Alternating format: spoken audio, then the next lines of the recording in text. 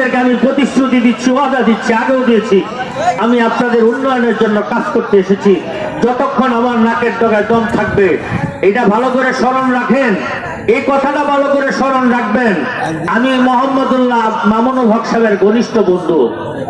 মামুনুল হক যেমন সারা বাংলাদেশ সবাই চিনেন, তার দুঃসাহসিকতার কারণে সারা পৃথিবীর মানুষ তাকে চিনে। আমি আল্লামা মামুনুল হক সাহেবের চেয়েও বেশি দুঃসাহসিক ব্যক্তি। আমার কিন্তু ভয় নাই। উসমান হাদি যে শহীদ হয়েছে, নাম শুনেছেন আপনারা? আমি উসমান হাদির চেয়ে কোনোভাবে কম নয়। আমার ওই কে মারবে, কে বাঁচাবে, কে হুমকি দিবে, সেই ভয় মোহাম্মদুল্লাহ কোনোদিন করি নাই। আমি হক এবং ইনসাফের জন্য এই তারাকান্দা ফুলপুরের জনগণ যেভাবে ভালোবেসে আমাকে তারা ভালোবাসার বন্ধনে আবদ্ধ করেছে, আগামী 5 বছর তাদের সেই ঋণ পরিশোধ করার প্রতিটা সেকেন্ড আমি তাদের পিছনে মেহনত করব।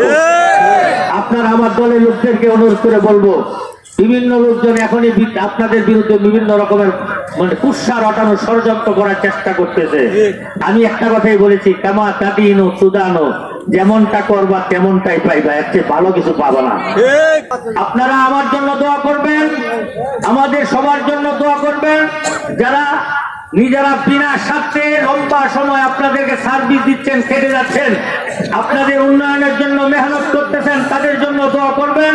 আল্লাহ পাক যেন সকলকে সুস্থ রেখে, ভালো রেখে এই দেশ, এই জাতির কল্যাণে ফিকির করার চেষ্টা করার, মেহনত করার তৌফিক দান করেন। পারবেন ইনশাআল্লাহ? আপনারা শুধু দিবেন দোয়া, আর আমরা করবো মেহনত। আপনাদেরকে মেহনতে ডাকবো না, মেহনত লাগবে না, শুধু দোয়া করবেন। আরেকটা দোয়া বেশি বেশি করে অন্যত্র সরে যায়।